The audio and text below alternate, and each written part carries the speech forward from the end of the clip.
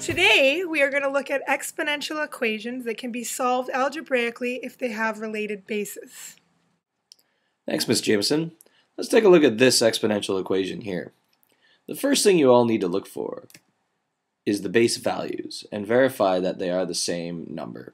If they aren't the same number, your strategy here is to try and find a number that you can write as an exponent in both cases. So with 8 and 4, what we can do is we can actually write it as a number with 2 as the base with a different exponent. In this case, 8 is 2 to the power of 3, and 4 is 2 to the power of 2. Now that we have the bases rewritten as the same base to a different exponent, we can take a look at the exponentials themselves. In this case, you'll notice that there's a couple of different terms here, and we need to try and simplify this. Luckily, we might remember that there is a power law of exponents that says that you should be able to distribute that 3 into the 3x minus 2 and the 2 into the x plus 1. In doing so, you end up with two simplified expressions of 2 to the 9x minus 6 and 2 to the 2x plus 2.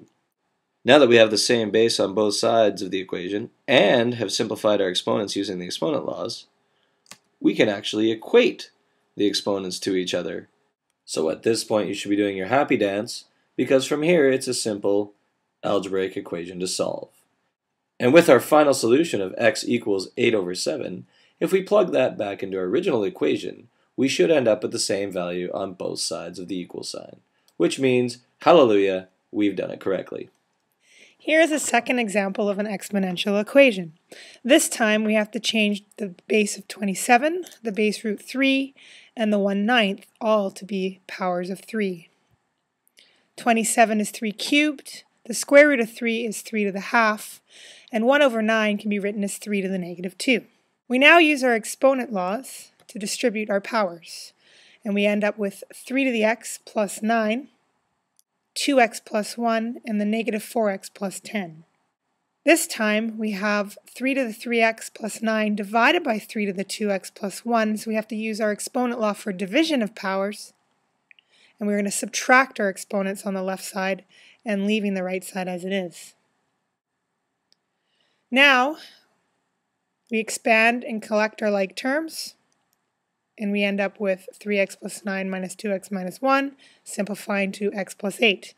Now that we have same base, we can equate our exponents, and we can solve the resulting equation. X equals 2 over 5 can be substituted into the original equation to check your solution. So there you have it, math fans, the way of solving exponential equations. In case you forgot, here are the general rules in solving any type of exponential equation. First and foremost, you got to check those bases. If they're not the same, you need to make them the same. After you have that done, check out those exponents and use any of those exponent laws to try and simplify those expressions, so it'll be a lot easier to do the algebra at the end. Because once you have the same base and the simplified exponents, simply equate those exponents and solve that equation. But of course, the fourth and maybe unwritten rule, give yourselves a pat on the back because you just solved an exponential equation. This is Mr. Gibson, and we'll see you next time.